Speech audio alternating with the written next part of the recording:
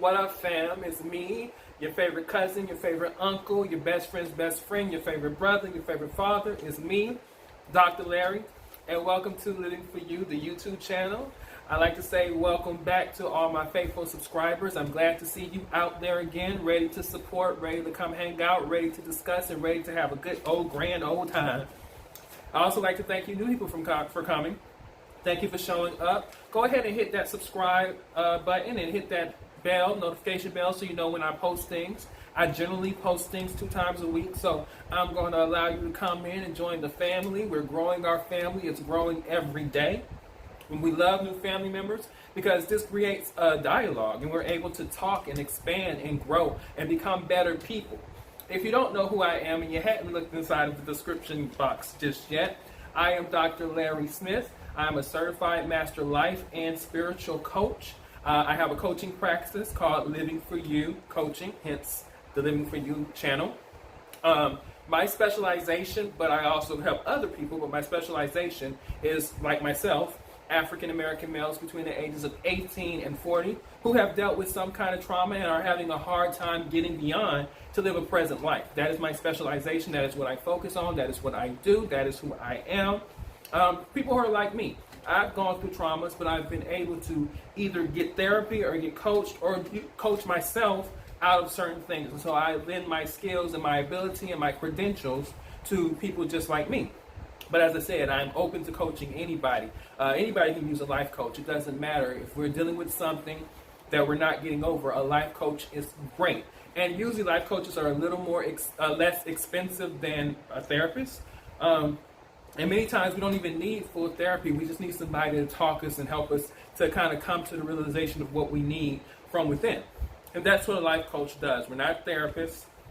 We're not psychologists. We're really just a listening ear and somebody to give you a different perspective on things to help you reevaluate your thoughts so that you can reevaluate the outcomes of what you're having in your life. So that's what we do. And that's what we do here. We have coaching here. We talk about all kinds of subjects, from current events to news to reality TV, to things to entertainment. There are mukbangs. There are a whole bunch of different things that we have here on this channel. So it's entertainment, it's educational, it's informational, it is just fun down-home time, and in fact, I prefer to refer to our meeting as sitting at the table, because when you're at the dinner table or you're at we're eating together, that is a very intimate setting in which people see you in your most vulnerable. They see you just being real and just all out there.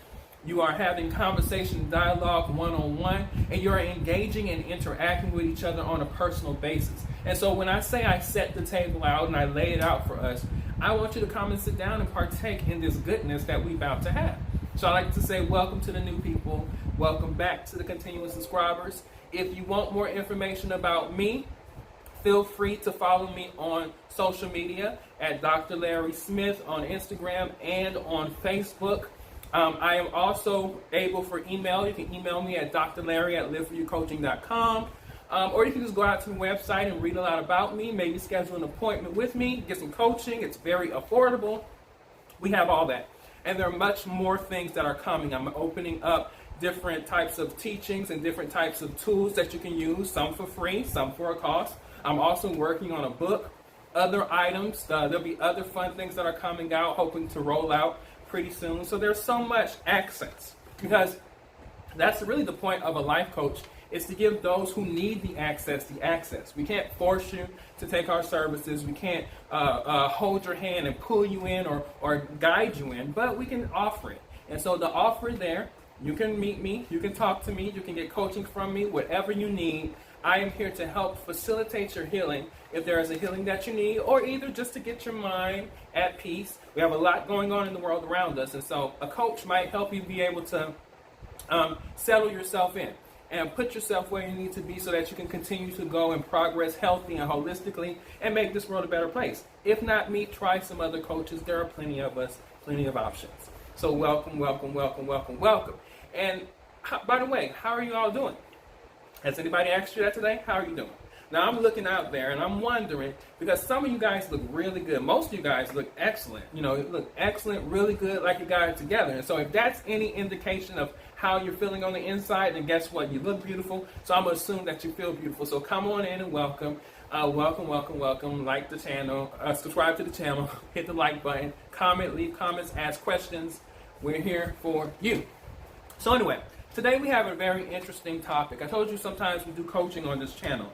And one of the questions that I get a lot of times from clients, but also questions that I get just in email and posts and different things, is about conflict resolution, right? There are some people who walk around this planet who believe that conflict is avoidable, that you don't always have to have conflict, and they try to avoid it like the plague. And I'm here to say, reality check, ding, ding, ding, light bells, light whistles, everything going off. You cannot avoid conflict. Conflict is something that is inevitable. You are inevitably going to have conflict with somebody at some point in your life. Now, you higher your chances, or you raise your chances of having conflicts when you are in constant close proximity with someone else. So for example, if you're in a relationship with a spouse, a partner, a wife, a husband, a boyfriend, a girlfriend, you're going to have at some point conflict in that situation. If you have close family ties and you are fully connected with your mother and your father, your brothers and sisters, cousins, or whomever, you're going to have conflict. If you work in an office, or if you work in a situation where you're constantly working with others, or even in customer service where you're working with clients and customers, you are going to have conflict. So what that says is, unless you live in a hole by yourself or on an island with no one else around, you are going to have some sort of conflict in your life. And here's also another ding, ding, ding moment. Even if you're on an island by yourself or in a hole with no one else in the cave, you're going to have inner conflicts, because that is kind of how we keep ourselves to task, is at some point during our lives, usually once a year I tend to, have an interpersonal conflict and dialogue with myself about some subject, or even if it's just about where I'm going to go to next. And so conflict is inevitable, and that's okay. Conflict doesn't always have to be a bad thing. Conflict doesn't always have to be a continual, pervasive thing that occupies the majority of our life. Conflict can just simply be something that we have. But the key to moving on and having conflict is not necessarily the conflict itself, but conflict resolution. How do you resolve conflicts that you're having in your lives?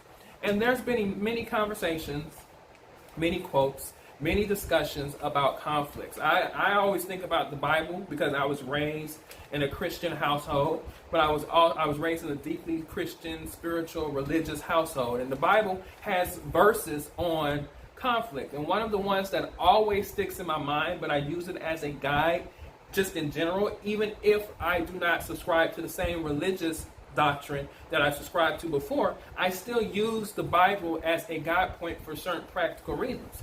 And one of the scriptures in the Bible talks about resolving conflicts. It talks about when there is a conflict, before you even offer up your offering, or before you even come to worship, come to the altar to go resolve that conflict with your brother or your sister, because if not, your worship and your praise and your offering isn't worth it, because you have a bigger issue that's more important, according to that scripture, than the worship, than the offering, than the altar.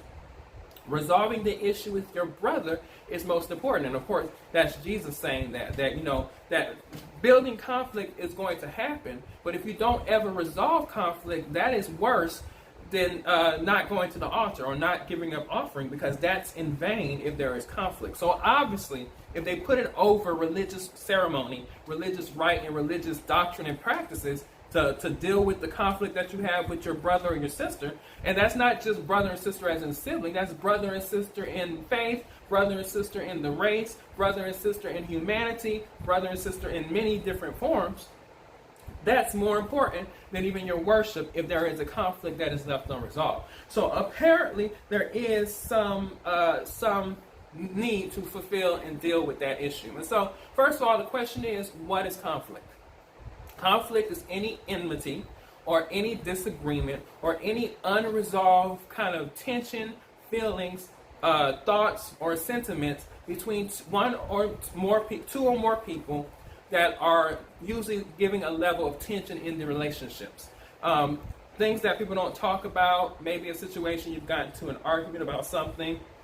Maybe it's an animosity or resentment that you have for something that they've done in the past, or they have one for you that you've done in the past. And I've seen people hold resentments well beyond the person that they have the resentment to is even physically present on this earth. After that person has transitioned and has died, you still have some people who still hold on to some of those resentments beyond life. And that is a deep level of conflict that is not only, the most important part of that conflict is that person is no longer a recipient of the feelings and the emotions and the tension and all the other effects that conflict might have. Now it's solely on that person. So they're no longer even affecting the person anymore. They're ruining their own lives by harboring and holding on to that conflict. So conflict is just any enmity or any disagreement or any unresolved situation between two or more people.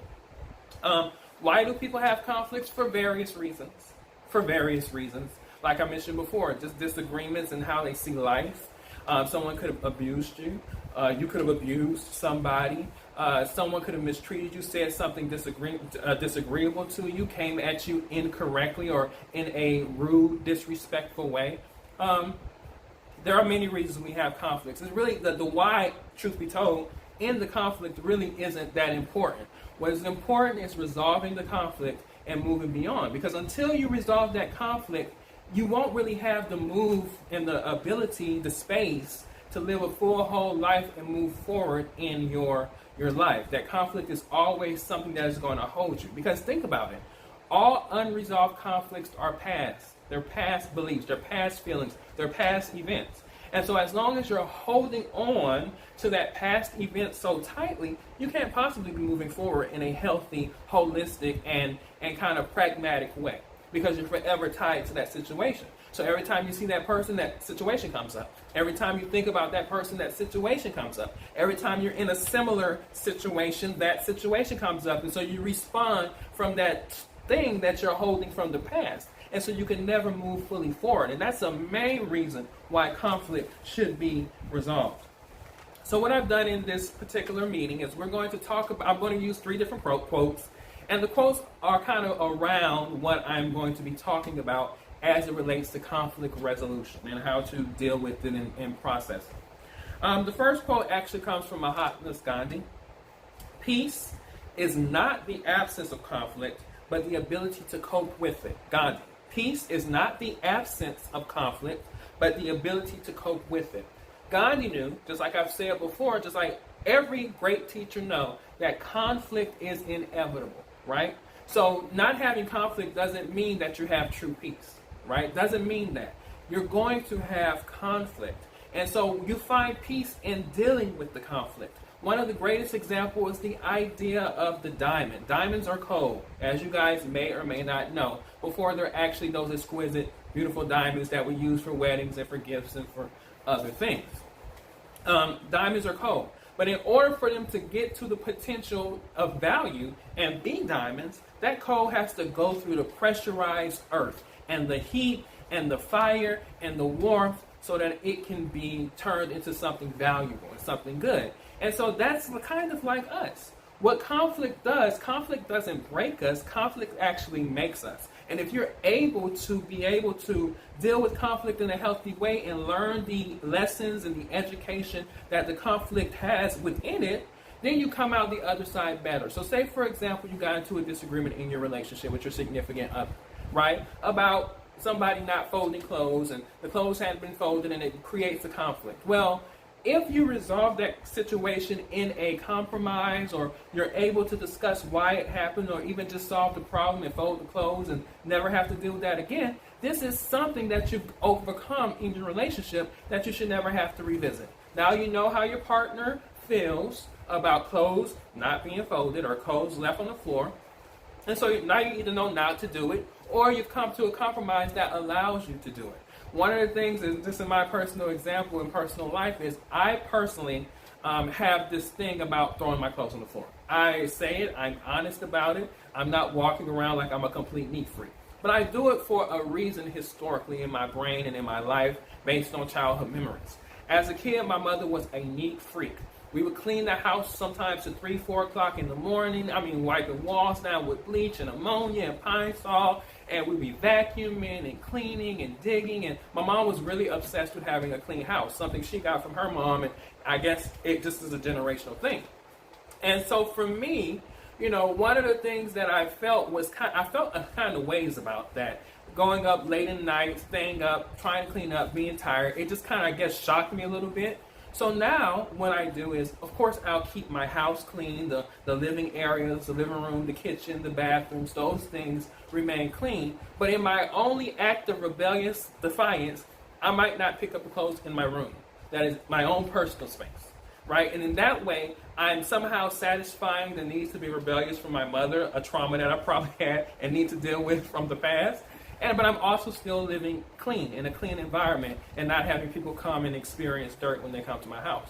That's just a compromise that I made, and I've explained that to my significant other, and, we compromise. We compromise. I don't always do it. Sometimes I clean up, but there's a compromise with that. And that resolved that conflict from being something bigger than it could have been. Anyway, the next quote. This one is from Wayne Dyer, which is a good quote. Conflict cannot survive without your participation. Conflict cannot survive without your participation. An argument can't happen with just one person. A disagreement can't occur and can't exist with just one person. It has to require you to indulge in it for it to continue to go on. Not every conflict, argument, disagreement, fight requires you to participate in it. You don't have to be involved in every fight. Some things you can just say, you know what, it is not even worth the conflict to go this far. If somebody that you're with, for example, about the cleaning of the house and leaving clothes, if it is a situation that is not so oppressing to you, like for example, my significant other sees that I keep the rest of the house clean, and that I just have that one little space in the room that is where I just dump my stuff just out of defiance. That's not a conflict that really has to ensue. Why? Because I'm not inconveniencing you by making your space and your presence dirty. I'm just doing it in a little area where I'm just being defiant, and it's just a way of just kind of, I guess, healing that trauma. And so it doesn't need a conflict. Sometimes you don't have to have the conflict. Conflict cannot survive without your participation. Wayne Dyer.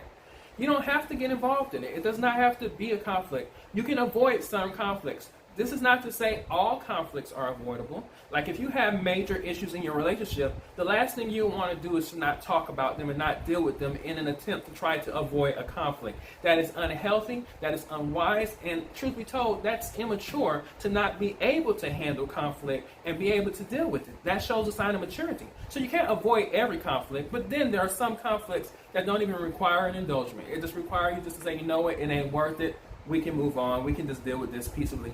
Either agree or disagree, or I'll go ahead and let you have that one. I'm okay with that, right? And then, of course, the last one is, and this is from the Bible, actually, in Proverbs 10:12. Hatred stirs up conflict, but love covers all. If you were ever interested in wondering how to resolve conflict, the simple answer to that question is love. Love covers all multitudes of issues. Right? And you all know the scriptures in Galatians and in other places where it talks about love. But love covers all things. Hatred stirs up conflict, but love covers all wrongs. So say if you're holding a grudge with somebody, you're not solving that problem. You're taking that problem that was a past problem and you're bringing it into your present intentionally. And really, we think in the back of our minds that holding a grudge does something for us, right? It's almost like a selfish, egoic thing that I'm going to hold a grudge, and as long as I hold this grudge, I have something against that person. It is very selfish and egoic, and we're thinking we're doing something, but what you're doing is you're not taking the full opportunity of the present by harboring something in the past. No matter what the issue is, it can range from something as small as somebody saying something disrespectful to you, or as large as being abused, or even worse. Right? You have to come to a resolve to say, you know what, despite the circumstance, I'm going to choose to love that person. Love is the first step to forgiveness, and forgiveness is the first step to healing. You cannot be fully healed until you choose to forgive, and that forgiveness comes from love. And so one of the things I teach my clients is I get them to find a way to love the person that caused them the trauma. And for some people, That's a hard thing because they have spent time and time again, year after year, finding ways why they don't love that person. And I say stop. Take time to find a place of love, something you love about that person, and circle around that for a second. Doesn't that feel better than hating that person? Doesn't that energy feel more powerful and more healing than hating and holding resentment towards that person? So love is the epitome of how to get rid of to get a resolution to conflict and to trauma. Find the love in it.